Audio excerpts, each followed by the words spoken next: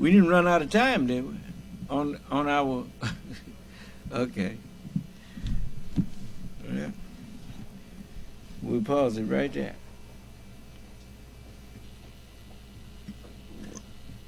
See, they can't do this on the regular channels.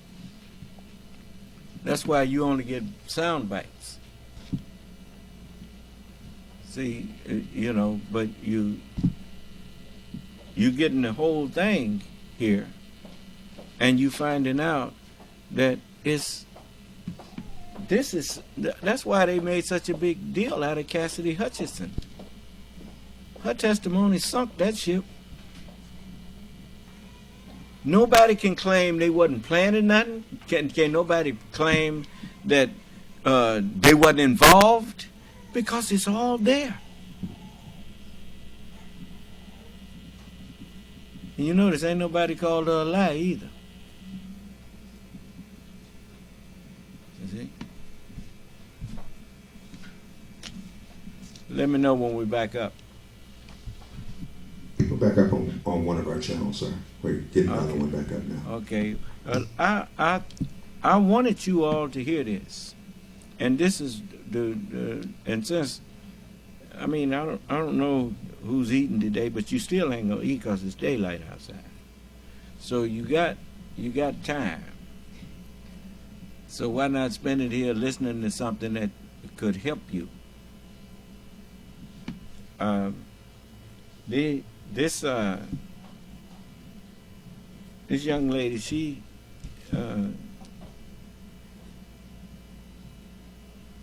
did to them what they was trying to do to her country. You see. Now just listen to her recounting what General Flynn and all of them was up to. General Flynn, they are taking the Fifth Amendment. When asked, did he think the country should be, is it lawful to what they was trying to do to overthrow the government? Let's back that up just a minute there. Yeah. Let's see here. Yes.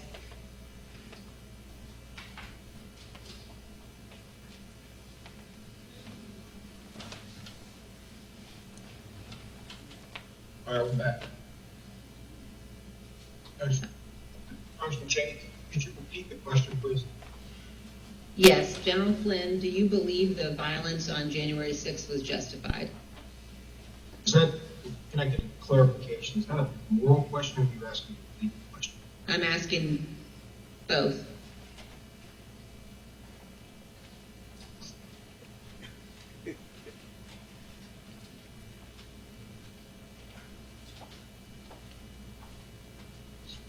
I said. Do you believe the violence on January 6th was justified morally? Take the fifth. You believe the violence on January 6th was justified legally? Fifth. General Flynn, do you believe in the peaceful transition of power in the United States of America? The fifth. Let's move on now to January 6th and the conduct of Donald Trump and Mark Meadows during the attack on the Capitol.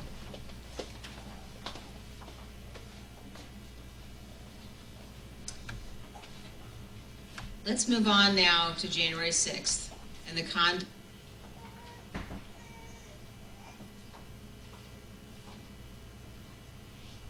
on January 6th was justified morally? Take the fifth. You believe the violence on January 6th was justified legally? Fifth. General Flynn, do you believe in the peaceful transition of power in the United States of America? The fifth. Do you believe in the peaceful transfer of power in the United States of America? And he took the fifth.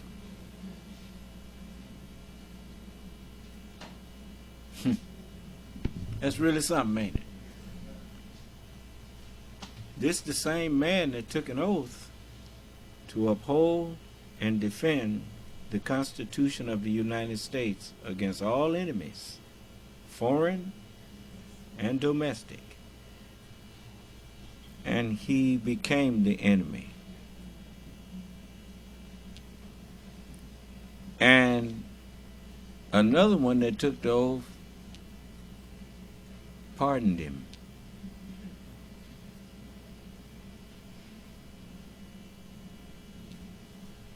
Any of y'all that you still think Donald Trump needs to be president of the United States? Come in here and tell us why.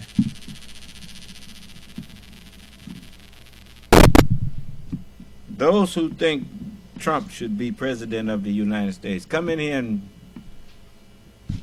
pitch us your reason why you think that he should be president.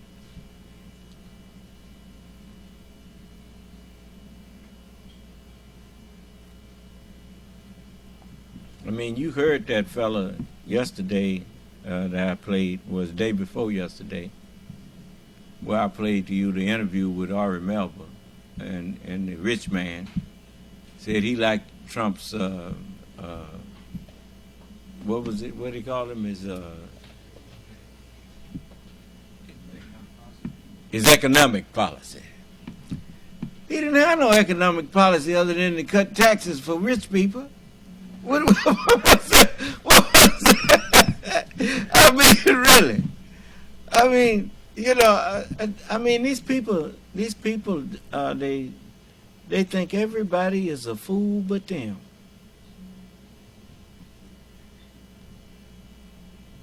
You know, it just.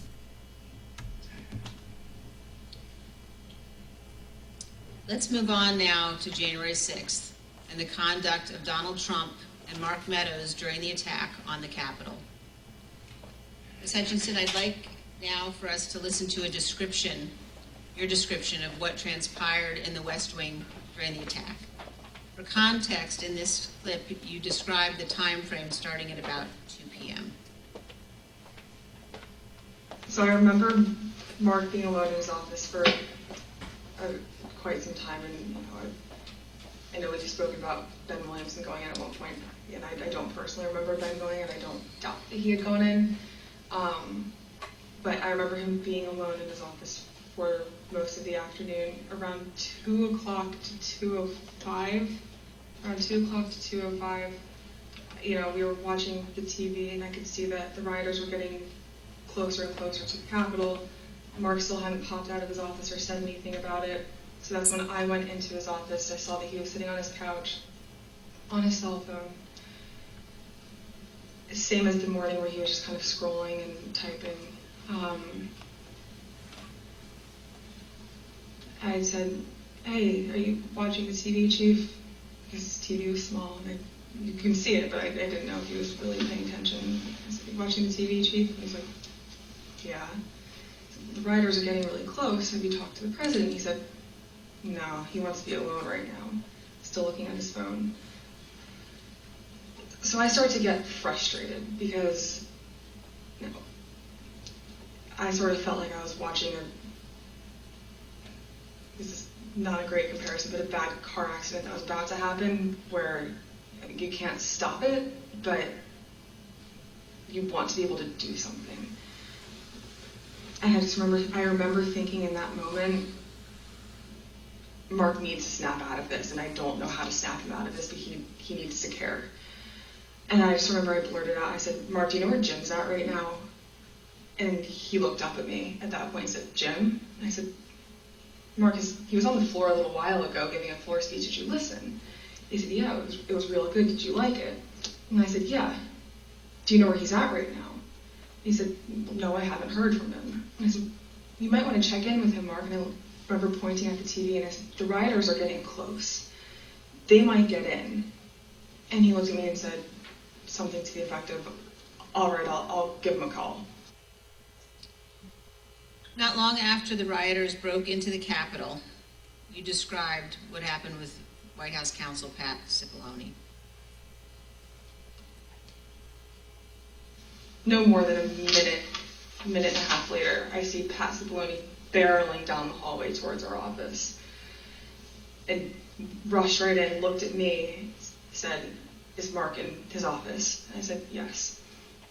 He just looked at me and started shaking his head and went over, opened Mark's office door, stood there with the door propped open, and said something to the, Mark's still sitting on his phone. I remember like glancing and he's still sitting on his phone.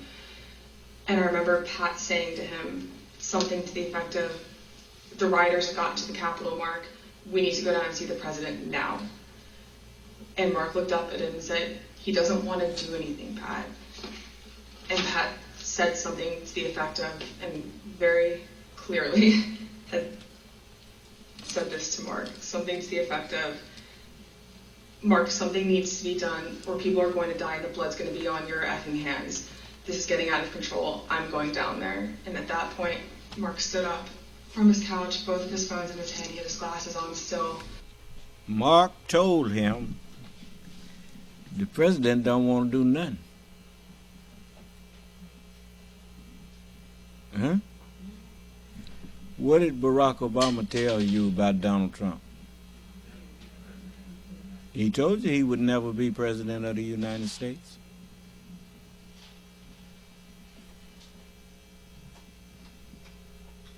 Huh? You know, I mean, you know, if where's my cup at? Yeah. This is a cup of what's in it. Ain't nothing in it but a corner. It's a cup of nothing. Is the best interest of the United States in Donald Trump? Well, he ain't president of the United States. See, I try to make stuff so simple that even a child can understand it. And when I do that, I know grown folks ain't got no excuse. You call a glass, a cup, a pitcher, a bottle, you call it of what's in it. President of the United States.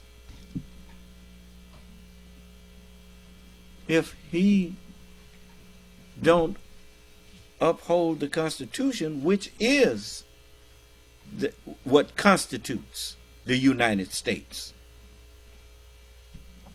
That's the thread. That whole you got thread holding your trousers together, holding your garments together.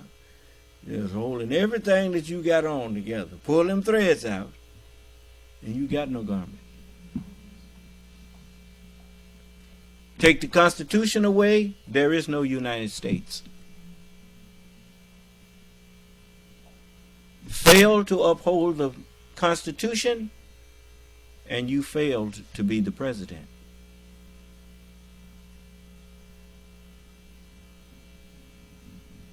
The armed forces, same thing. The armed forces of the United States. There again, the Constitution. They take an oath to uphold and defend the Constitution. Mike Flynn, at least he was honest enough to say, "I can't answer that because it will incriminate me." Because I was doing just the opposite of helping a peaceful transition. Do you understand? That's what he'd had to say, because he was in there advising Trump on how to declare martial law, how to set it up to declare martial law.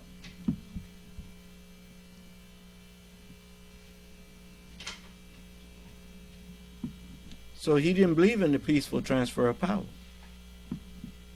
And he had to take the fifth because he don't know how much of that, the rest of that they knew. But he know they know something. Otherwise, he wouldn't be asking him them questions. So he took the fifth. And you know what they say about, see, that's not a criminal matter in front of the Congress. That's civil. And when you take, it's a type of civil, we'll put it like that. When you take the fifth in front of Congress, it can be assumed or assumed that you guilty of something. Do you understand? If it wouldn't incriminate you, if it's going to incriminate you, you must be guilty. If your answer would incriminate you. Because saying that you believe in a peaceful transfer of power in the United States, saying yes to that, how's that going to incriminate you? I dare you.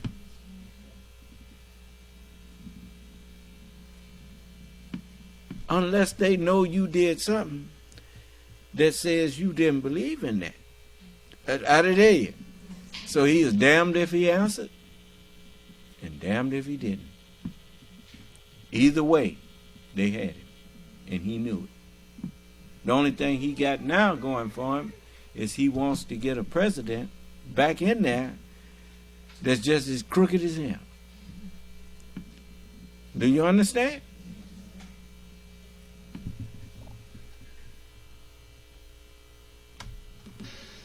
He walked out with Pat.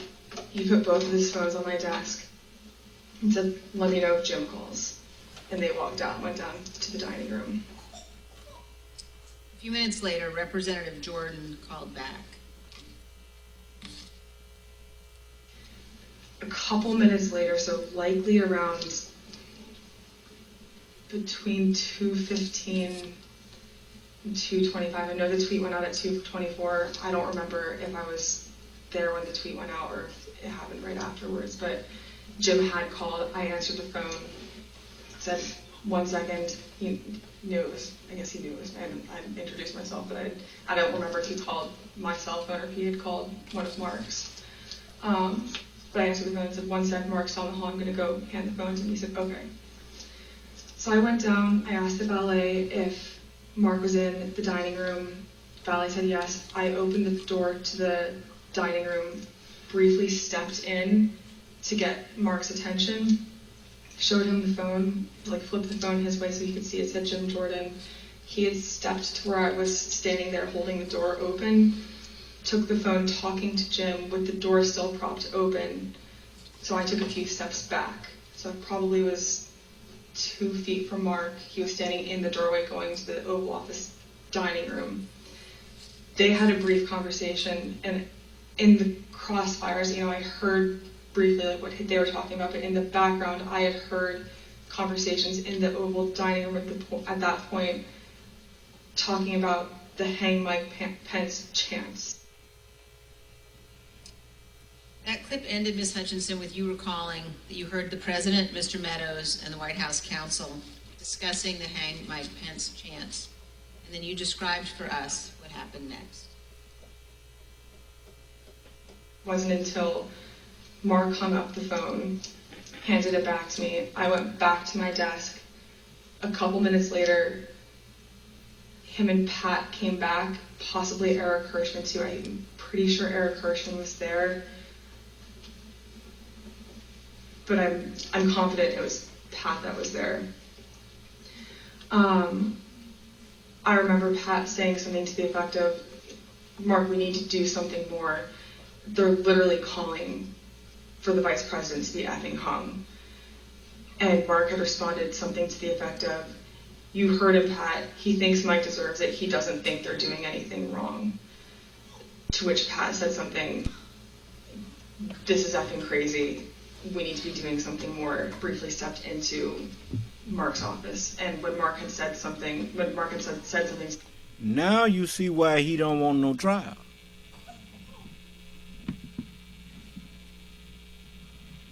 When they were saying hang Mike Pence, he said, "I don't think they're doing nothing wrong." That's what Donald Trump, he didn't think the crowd was doing nothing wrong. They ought to kill him. That's what he was thinking. And frankly, Mike Pence, he messed around there and made his bed with the devil? And what you expect to get? What kind of reward you expect to get from the devil? I mean, really. And he always talking like he's so religious. But what you doing in bed with the devil? Every time he's up there lying, Mike Pence was back there in the background with a Chester cat grin on his face, nodding up and down like a bubblehead. I mean, really. But I can appreciate him having having a line that he drew on that. But I'm gonna tell you something. He should have drew the line a whole lot sooner than he drew the line. Because he could have truly shown his patriotism if he had just resigned under Donald Trump. Now that was one that could have resigned and it would have did some good.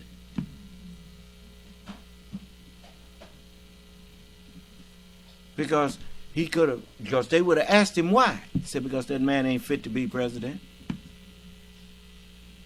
And the American people need to know.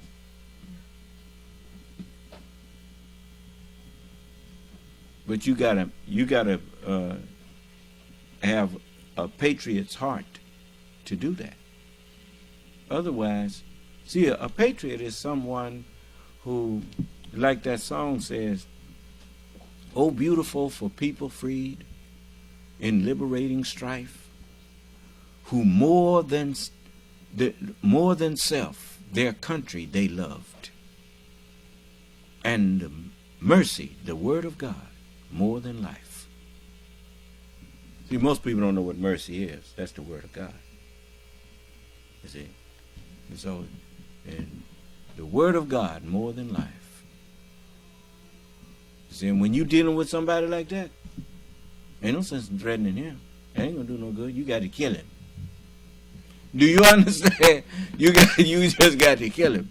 As that boy said on Shooter. He said, it's always some poor soul that thinks one man could make a difference. And in order to convince him otherwise, you got to kill him. Do you understand? And I said, boy, these people know they can string some lies together. But the fact of the matter is, that's the truth. When one man not just thinks that one man can make a difference, he knows it because prophets have proved it. If that man is a man. Most people don't know what man is. God said, let us make man in our image, after our likeness. Go try to terrorize God. See how far you get. See how far you get. Huh? No. Well, you can't terrorize somebody who already. It's like Moses. Moses was afraid of Pharaoh until he met with God. Then he got scared of God. So Pharaoh didn't look so tough no more. Do you understand? That's just that simple. That's what happened with me. I know what Allah can do to your brain. No, you ain't got nothing to threaten me with that's frightening me, because you can't do what Allah can do. You see? If Allah could stop a Mack truck from running over me, he can sure stop that little pebble that you shot at me. So I ain't worried about what you gonna do. I'm worried about what Allah gonna do if I don't do what he said. You see? And it's not because I don't want to do it. It's because I love Allah and I love my people, and I will do whatever I can to help my own people. You see? Especially with Allah helping me to help you. So he don't send his messenger out and desert his messenger. The devil do that. You notice, the devil done made all these preachers. They got all these schools of theology. Now I'm out here condemning what he taught them, and he ain't said a word. How come he don't come and defend them? Because he know he's a liar. And he know I know he's a liar. So he don't say nothing. He let you figure it out on your own. And then if you go to him and try to get him to come in here, he'll say, oh, I know what he's doing. I'm watching it. That's all he gonna say. He watching. We know it. Yeah. So, what? We gonna get through with this. It's almost through. But you needed to hear this whole testimony. And I know a lot. How many of y'all watched the whole thing? See? Not many. Because, I mean, that's just the way we are. They didn't make us to be serious-minded. We have to get serious-minded.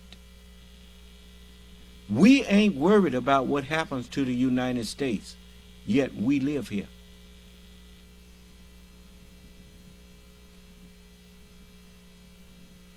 And some of us so foolish, we think that somehow, this milquetoast Islam they got out there, thinking that once America falls, we got it. Yeah. What are you doing right now that's going to convince you that you got it if this one go away? You notice, none of them ever answer me when I ask them what you got to replace this with.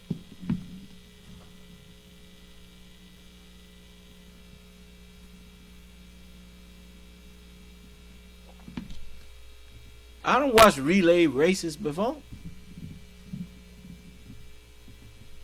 You can't take off running if you ain't got the baton. You got to get the baton handed to you.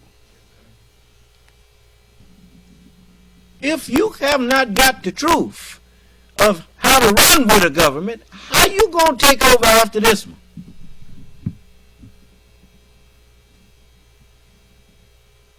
And take it further.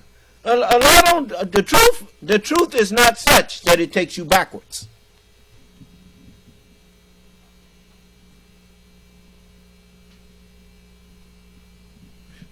Progress is forward motion.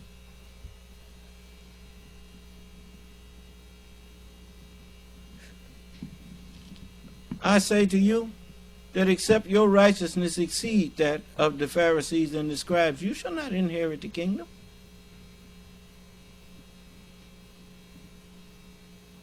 Let me see here. Where's that, brother? I don't want to mess up my screen here. Except your righteousness exceed that. Just put that in there. Where's that? Matthew chapter 5, verse 20. Matthew chapter 5, verse 20. For I say unto you, that except your righteousness shall exceed the righteousness of the scribes and Pharisees, you shall in no case enter into the kingdom of heaven. Huh?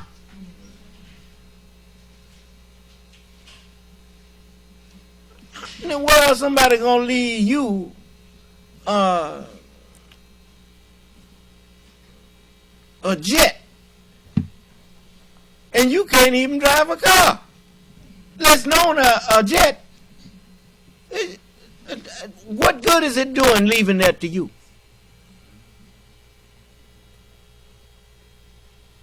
Did you honestly think Allah was going to bring a nation into existence as great as this one, and then let it go and ain't nothing to replace it with?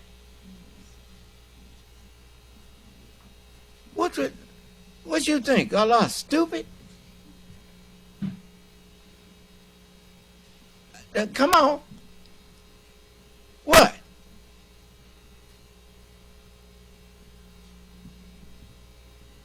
He said, you can't sit down over here on the curbstone and tell him to come sit down with you.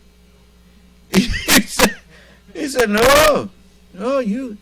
Who wants to help an old horse that don't want to do nothing but lay down in the lot? Well, it's disgusting. Really disgusting. Roust him up and tell him, you can't pull the tractor, pull the plow.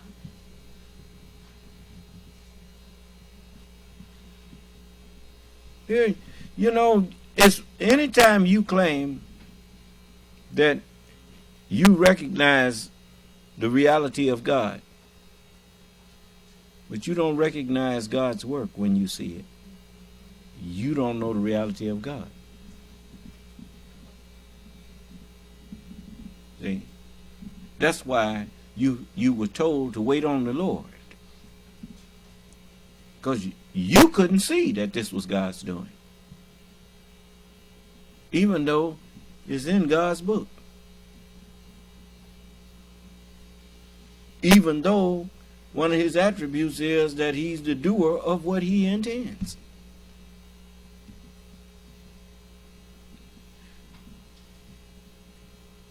What is prophecy? God's intentions. I know.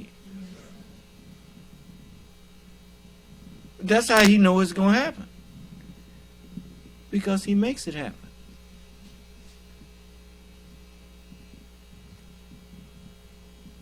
Abram, your seed shall be a stranger in a land that's not theirs, and they shall serve them, and they shall afflict them 400 years. And I'm going to make it happen. It's just that simple.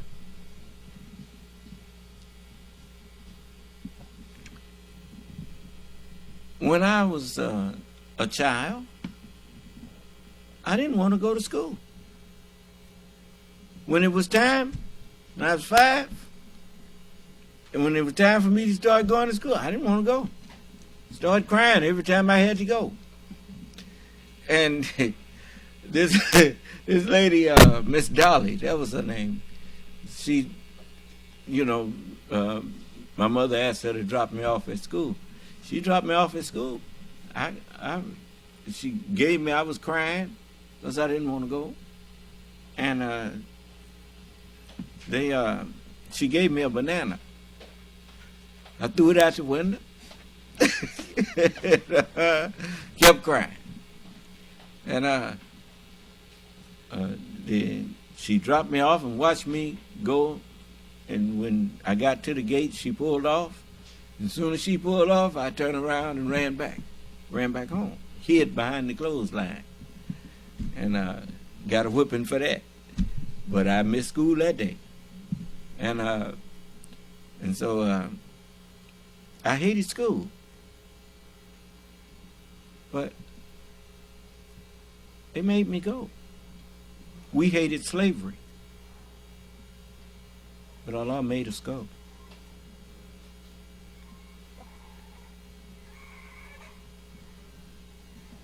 And now, look at me standing up here. I can read, so school did me some good. And now, look at me. I can understand evil, and I understand it from experiencing being under it. And now, maybe, if I am set free, I can build a civilization with the knowledge I have that will not incorporate all of the evils that I am aware of. And just maybe that civilization will last.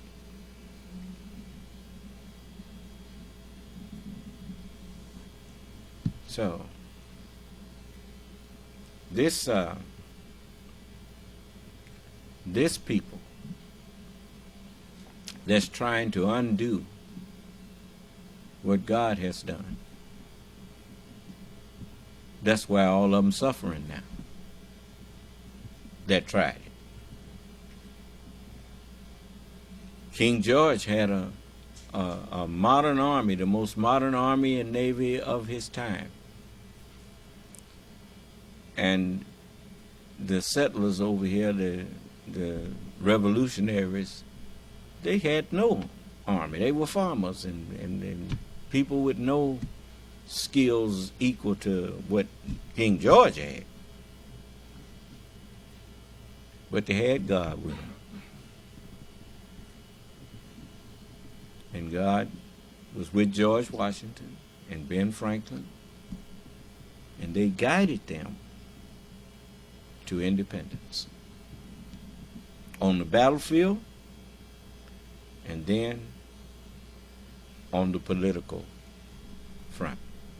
Came up with a government that had never existed before. And Abraham Lincoln said it. He said, 70 years ago, our forefathers brought forth on this continent a new nation that was conceived in the very idea of freedom. Yeah. And dedicated to the proposition that all men are created equal. That's something, man. It don't make no difference what nationality you are. It makes no difference what you call race. It make no difference what race of man you are. Those words are true regardless to who you are. Like the Word of God here in the Scriptures. It don't make no difference what people you from. When you pick up a Bible, it's all good. It's the Holy Quran is all good, and it's for all nations. His truth endureth to all generations. Yes. The Word of God does not fall short. It does not fail to be a healing. Oh, for this won't fit you. This won't help you. Allah said this is a reminder to the nations. Huh? This gospel must be published to all nations to bear witness to the Son of Man when he comes.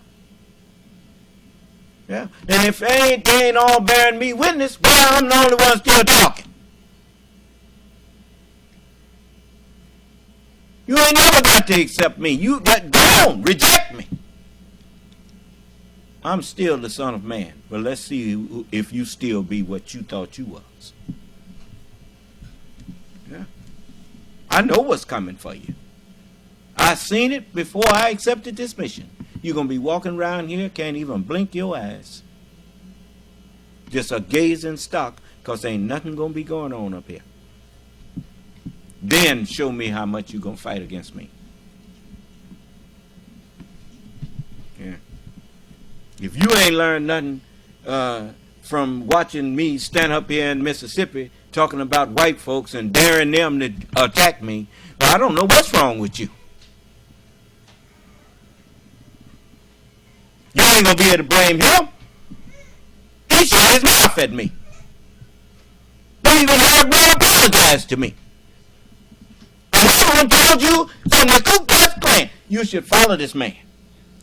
Then he said, nah, I ain't coming back in here. That's what he said. I was sorry to hear that he passed away.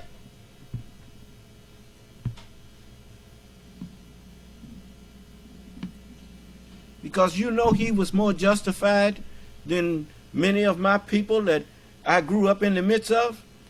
That man was raised to be a devil.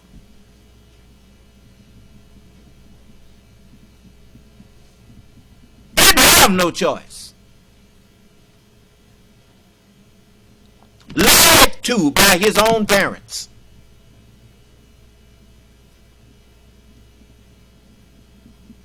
And yet we talked. Our system will end this conference in 5 minutes. To extend this call for 1 hour, please enter the moderator PIN.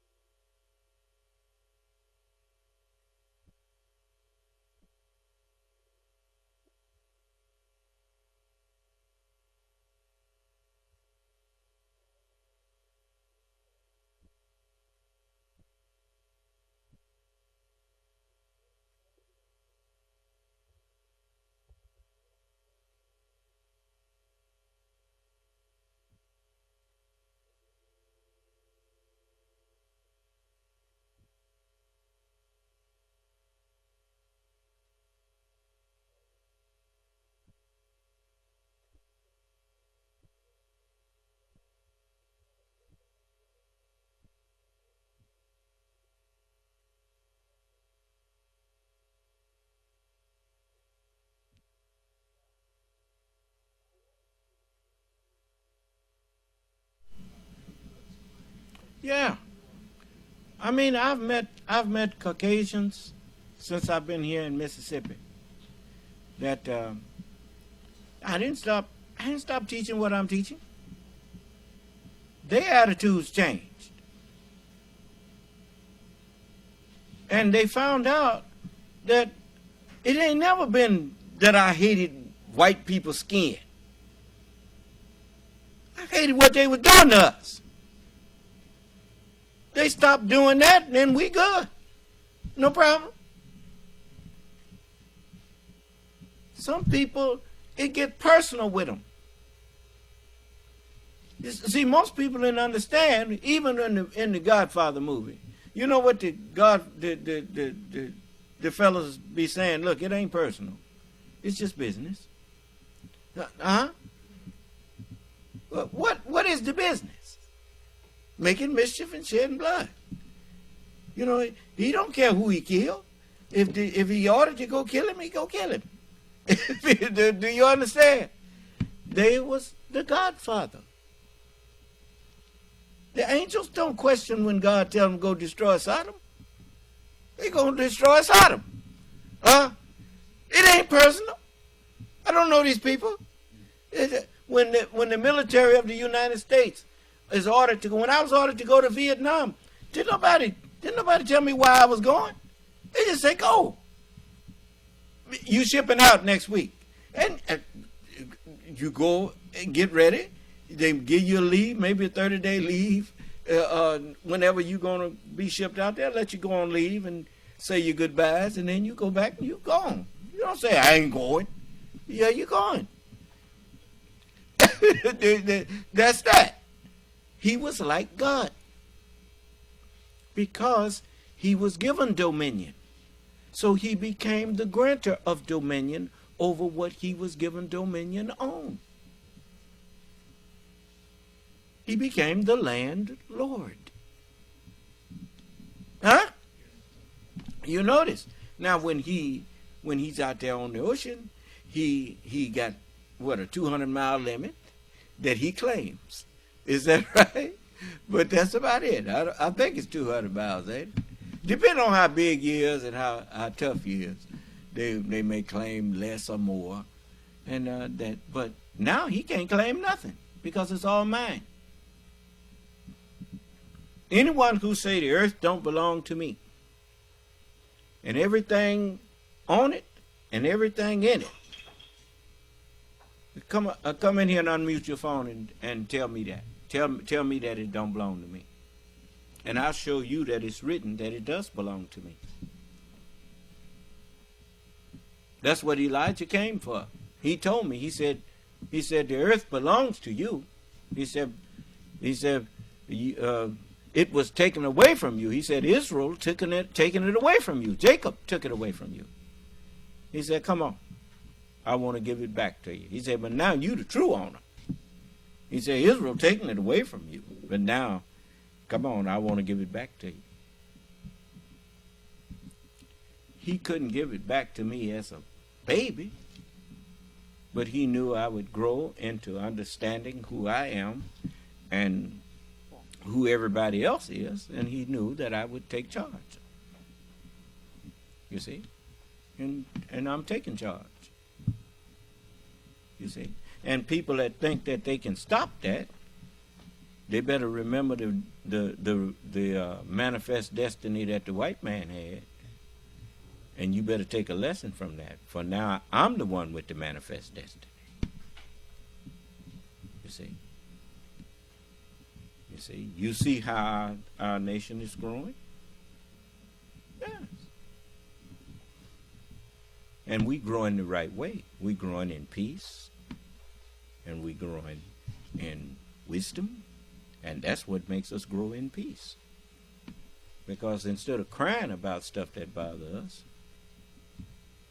we figure it out and deal with it. I didn't hear you. We ain't going to hide in that, talking about let's go march. March to who? Could you imagine yourself marching to Washington with Donald Trump sitting up there as president? and you going up there marching, looking for him to do something for what? Do something For you for what? No, man.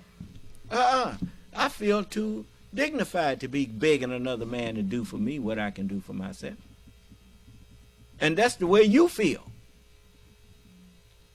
Because all we have to do is do what they did for themselves. They united and made the greatest nation that had ever existed. And now they are disuniting because they refuse to accept the word of God. And they're trying to carry on the business of the devil as usual when the time for his business is gone. See, the devil is the mind that's in you.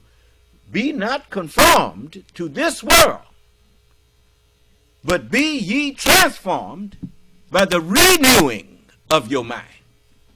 Be born again into this mind that I'm here. That's that other conference room that shut down. Y'all give me a minute here.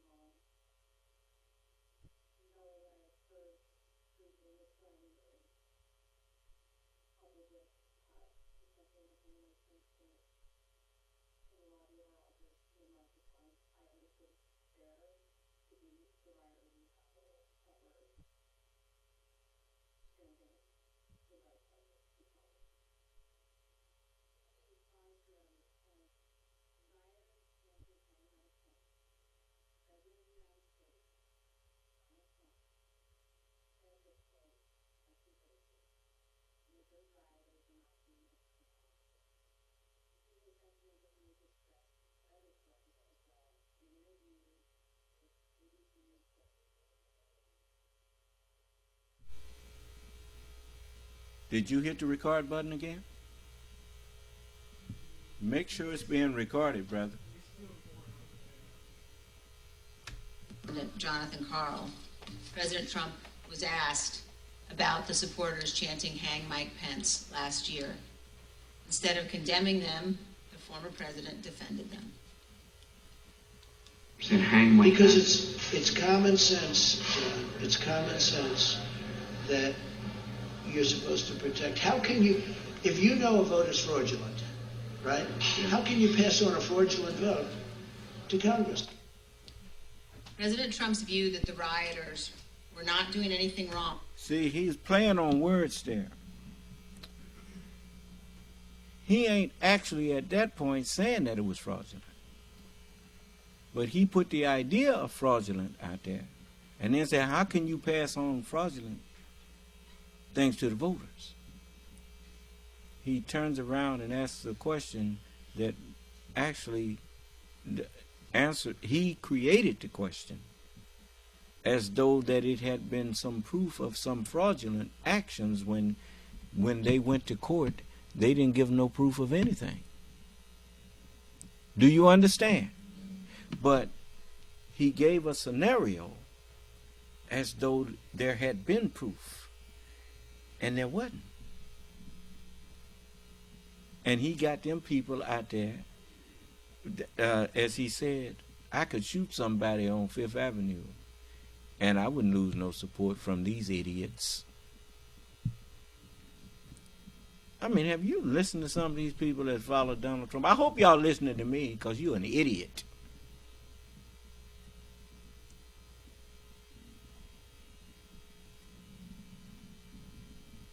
And by the way, that was the original meaning of Christian. Idiot. Look it up. Cretin. Cretin. One of the spellings of the word Cretan is Christian.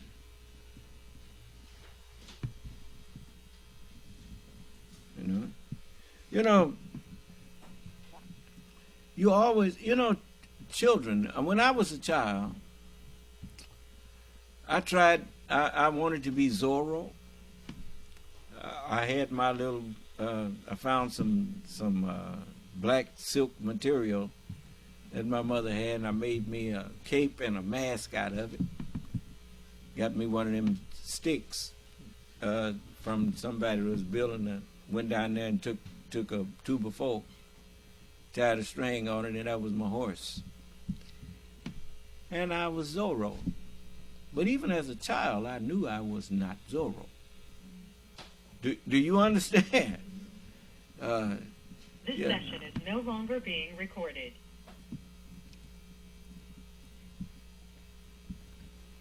Why'd you stop recording? I just called it back, so it couldn't have did it itself. You need to hit the record button on it now and record. Well, it's already done. Huh? All right, no problem. Now, sometime I ask for what I can't get, so when he go to clowning with me, I just, all right.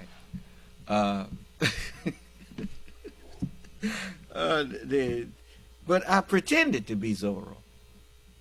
But I knew I was pretending. And children do that. I grew out of that, though. To just pretend, just do this, knowing that it's not true. But you really in trouble when you lie to yourself and convince yourself that your lie is true. That is a mental thing. That shows a divorce from reality. When you get to the point that you don't know the difference in reality and make-believe, I tell you what the onset of that is you're not able to sleep at night. And if you're not getting sleep, pretty soon the line between reality and fantasy gonna be erased. And then you got problems.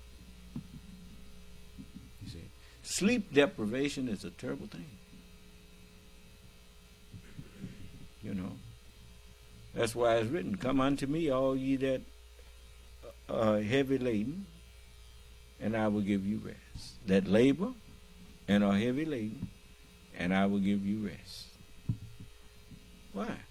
You shall find rest in your labor. Yes. Some of y'all, you know it's the truth. No sooner than your head hit that pillow, you gone. Is that right? I was sitting up here about to go to sleep. I had to get up out of the chair.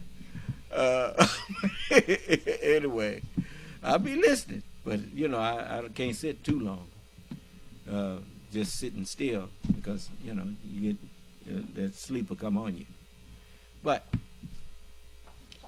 it is you some of these people, they walk around, they can't sleep, and if you don't think the world is full of that, look at all of them advertisements you got on.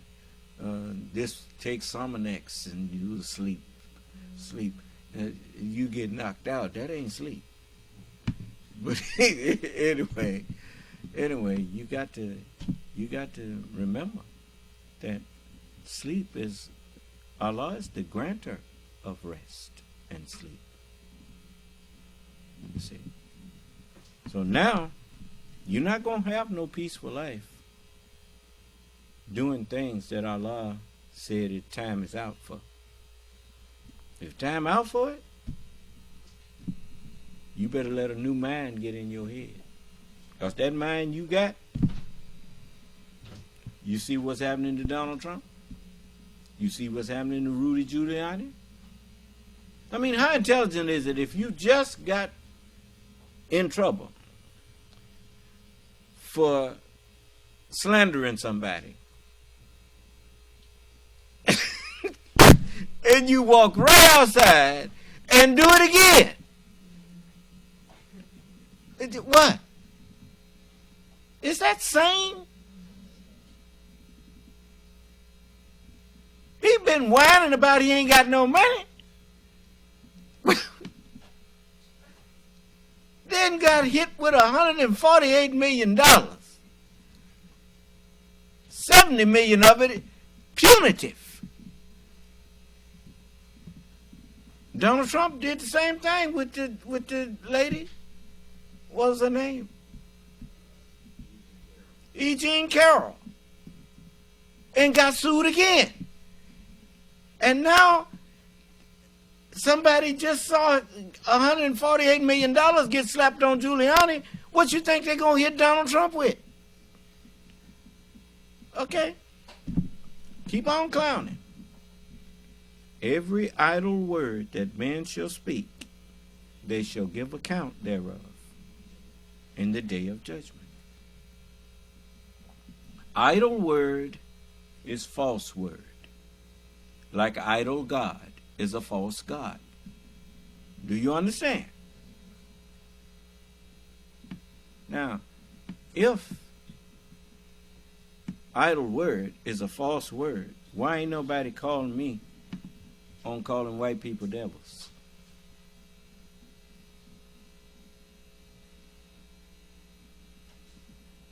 You see, they know that I've been paying attention.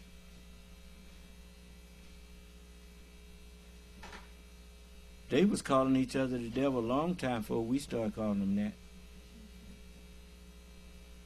And they said it as a term of endearment. Well, speak of the devil. And then both of them laughed. And they said it in front of us. What was they laughing about? Because we right in front of them and they can't see us. That's why they was laughing. What's up, Bub? Bub? Beelzebub? Let's face it, you ain't never met no white man named Bub. Then why they say Bub? See? So he know it's over. He had a nice run, but it's over. Do you understand? We still here. He didn't get rid of us. No. Didn't get rid of righteousness. Righteousness is still here. Now, his job is finished. It is done. I am Alpha and Omega.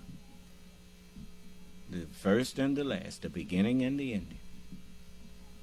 Okay. So now you can get this mind in you that was in Christ if you got sense enough to let it in. And that quote, Mike deserved it, helps us. Yes, sir?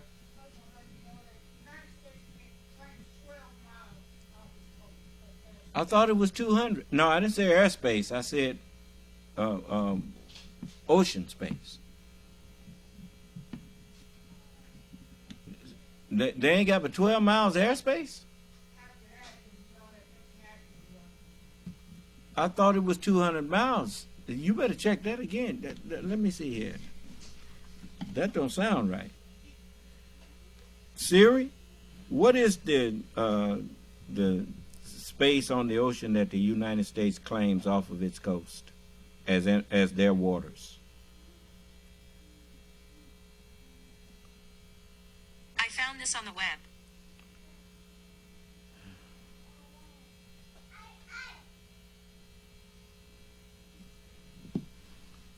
Nah, I didn't ask the question right. What do they call it? I'm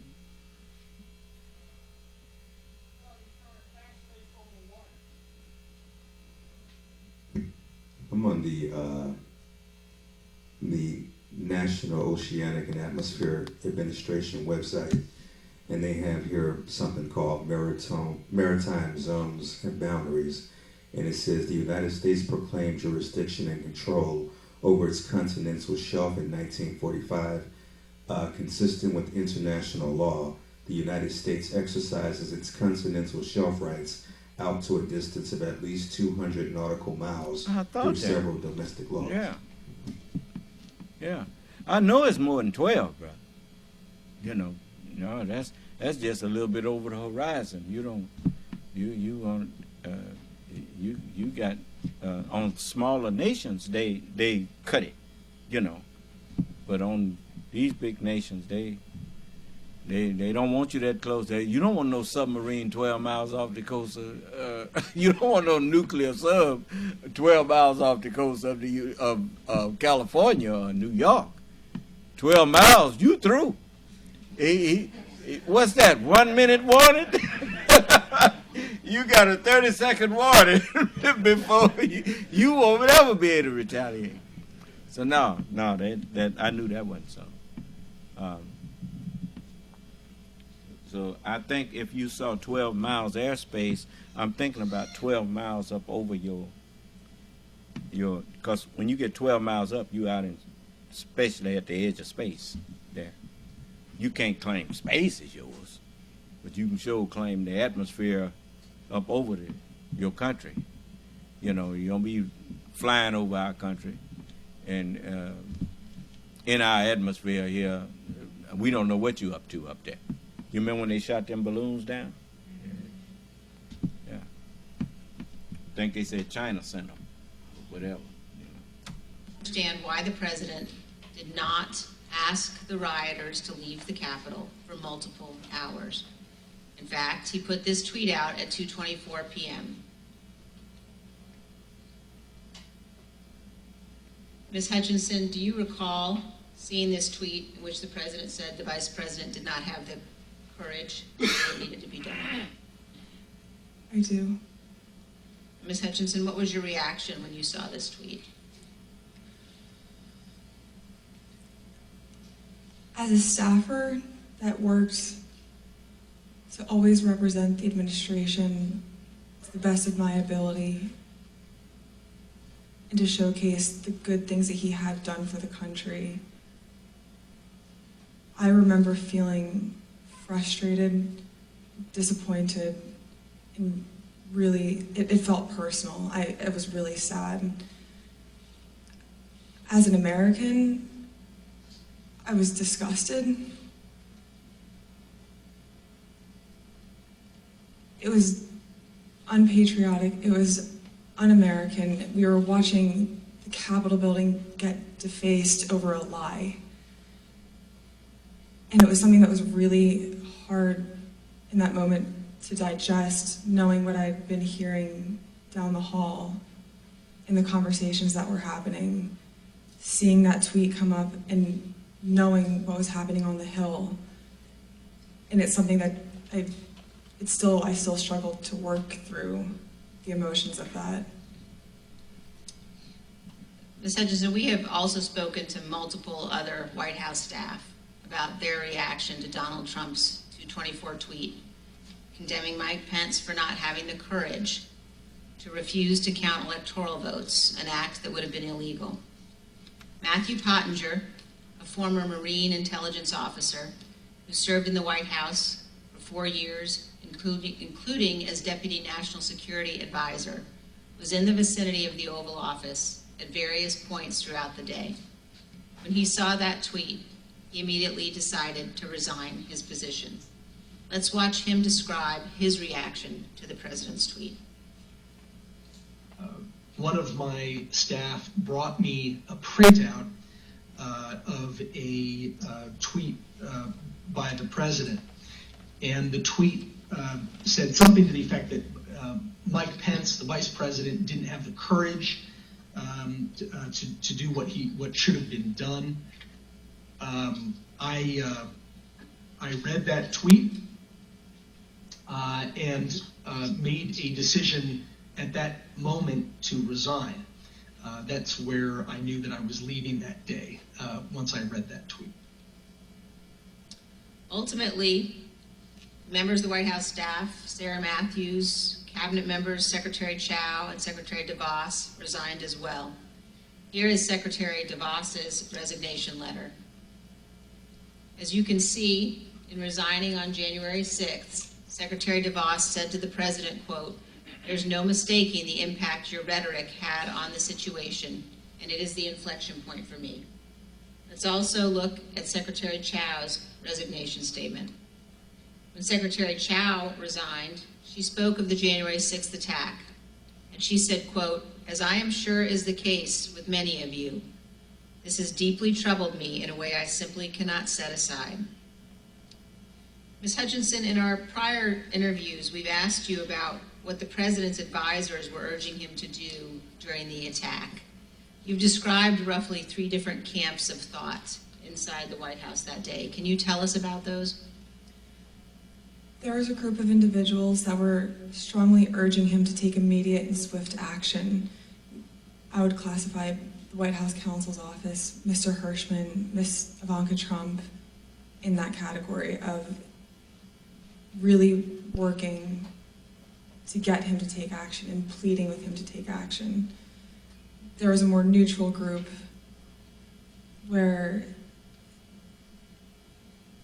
advisors were trying to toe the line, knowing that Mr. Trump didn't necessarily want to take immediate action and condemn the riots, but knowing something needed to be done. And then there was the last group, which was deflect and blame. Let's blame Antifa. These aren't our people. It's my understanding that Mr. Meadows was in the deflect and blame category, but he did end up taking a more neutral route, knowing that there were several advisors in the president's circle urging him to take more action, which I think was reflected in the rhetoric released later that day in the videos. You told us that the White House counsel's office was in the camp encouraging the president to tell the rioters to stop the attack and to leave the Capitol. Let's listen. White House counsel's office wanted there to be a strong statement out to condemn the rioters. I'm confident in that. Now let's look at just one example of what some senior advisors to the president were urging. Ms. Hutchinson, could you look at the exhibit that we're showing on the screen now? Have you seen this note before? That's a note that I wrote at the direction of the Chief of Staff on January 6th, likely around 3 o'clock. And it's written on a Chief of Staff note card, but that's your handwriting, Ms. Hutchinson? That's my handwriting. And why did you write this note? The Chief of Staff was in a meeting with Eric Hirschman, potentially Mr. Philbin, and they had rushed out of the office fairly quickly. Mark had handed me the note card with one of his pens and started dictating a statement for the president to potentially put out. And, no, I'm sorry, go ahead. That's okay. There are two phrases on there, one illegal and then one without proper authority. The illegal phrase was the one that Mr. Meadows had dictated to me. Mr. Hirschman had chimed in and said, also put without legal authority. There should have been a slash between the two phrases. It was an or if the president had opted to put one of those statements out. Evidently he didn't. Later that afternoon, Mark came back from the Oval Dining Room and put the palm card on my desk with illegally crossed out, but said we didn't need to take further action on that statement. So, to your knowledge, this statement was never issued? It was, to my knowledge, it was never issued. And Ms. Hutchinson, did you understand that Ivanka Trump wanted her father to send people home? That's my understanding, yes. Let's play a clip of you addressing that issue. I remember her saying at various points, she wanted her dad to send them home. She wanted her dad to tell them to go home peacefully. And she wanted to include language that he necessarily wasn't on board with at the time. Now you notice, by saying to her daddy, you need to send him home, daddy. You need to tell him to go home peacefully. They're acknowledging that he was in control of it. Now, I think, some of y'all, you can catch the last 15 or 20 minutes of it on there yourself. But this, I think you needed to hear, because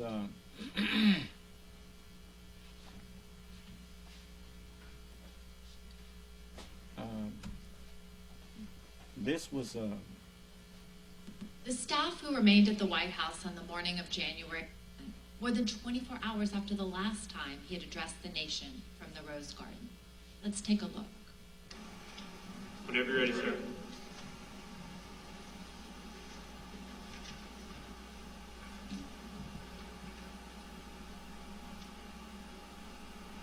I would like to begin by addressing the heinous attack yesterday, and to those who broke the law, you will pay. You do not represent our movement, you do not represent our country, and if you broke the law, you can't say that. I already said you will pay. The demonstrators who infiltrated the Capitol have defied the seat of justice. It's defiled, right? See, I can't see it very well. Okay, I'll do this. I'm going to do this. Let's go. But this election is now over. Congress has certified the results. I don't want to say the election's over. I just want to say Congress has certified the results without saying the election's over, okay? But Congress is certified. Now Congress is Yeah, but Now Congress I didn't say over, so let me see. Go to the paragraph before.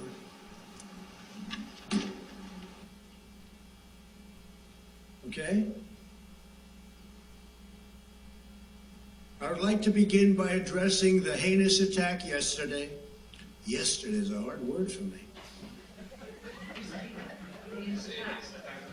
Good. Take the word yesterday, because it doesn't work with the heinous attack on our country. Say on our country.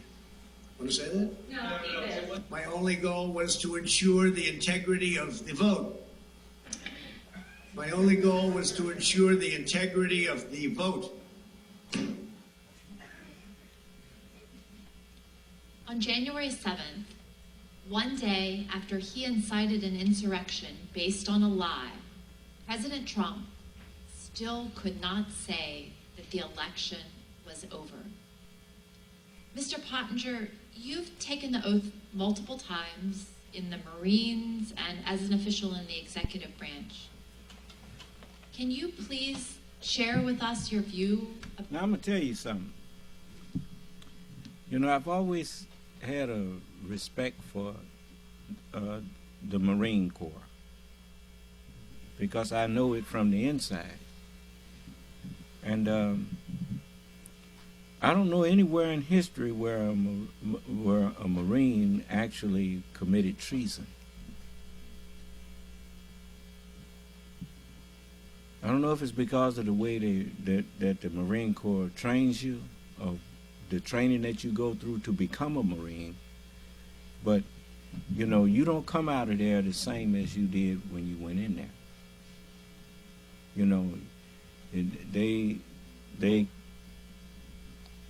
you come out of there with a sense of pride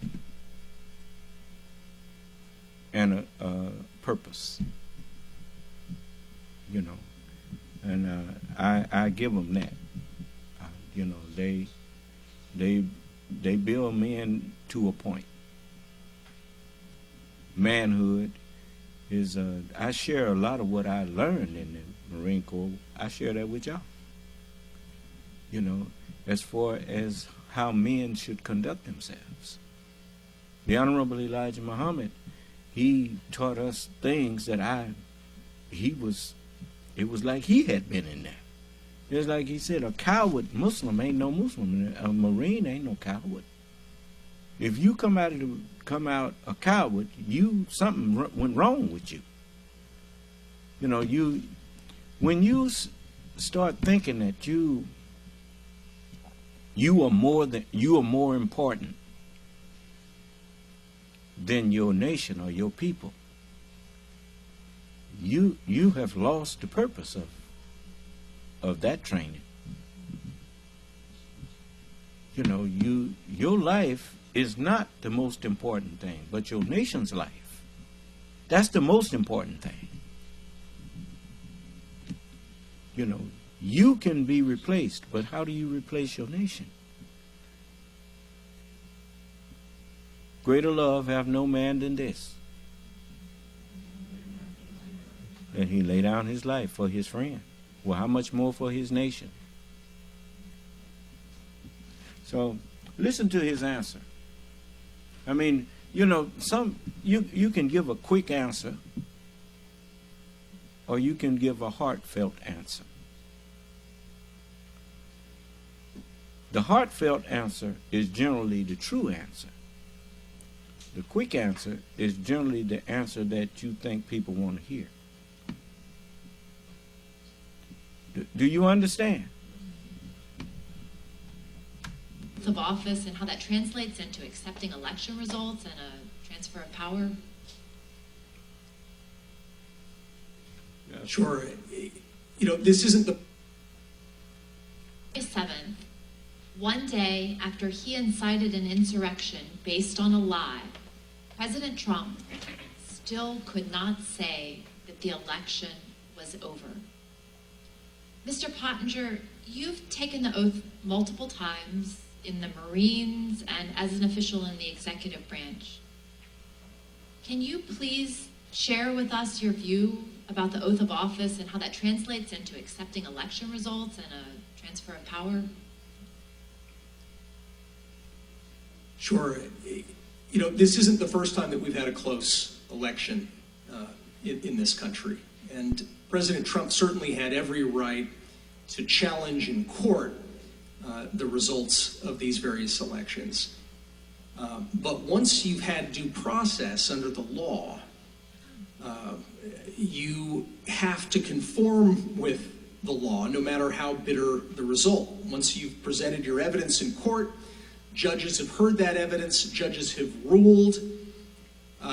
If you continue to contest an election, you're not just contesting an election anymore. You're actually challenging the Constitution itself. You are challenging the societal norms that allow us to remain unified. I think that one example, for example, you've got Vice President Richard Nixon back in 1960 had lost a hard-fought election against Senator John F. Kennedy. There were irregularities in that vote, according to a lot of the histories, and a lot of Vice President Nixon's supporters asked him to fight, contest it, don't concede. But in one of his finest moments, Vice President Nixon said no. He said it would tear the country to pieces, and he conceded to Jack Kennedy and announced that he was going to support him as the next president. We have an example of a Democratic candidate for president, Vice President Al Gore, who faced a very similar dilemma.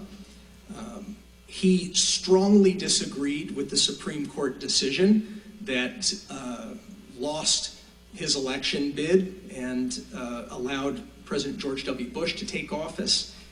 But he gave a speech of concession in late December, mid or late December of 2000, where he said, this is for the sake of the unity of us as a people and for the strength of our democracy.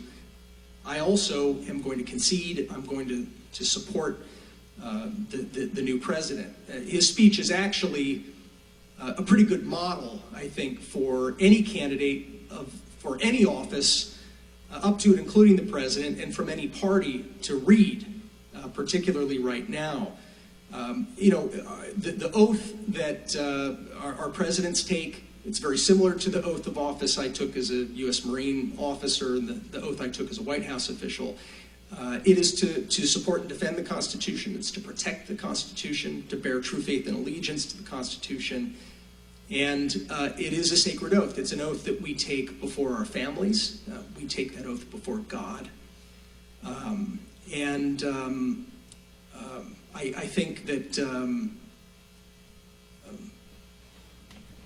we have an obligation to live by that oath. I do still believe that we have the most ingenious system of government on earth, despite its imperfections. I don't envy countries that don't have this system that actually allows for a predictable, peaceful transfer of government every 4 to 8 years, and it's not something that we should take for granted. Thank you. I think that says it all.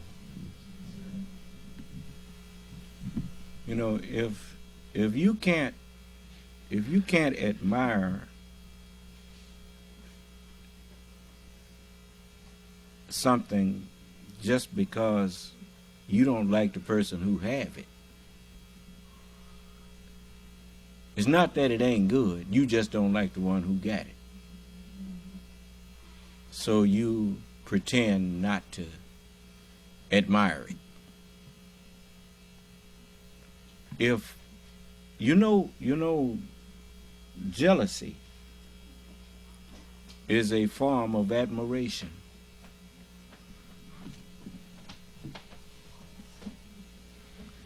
I'm getting ready to close.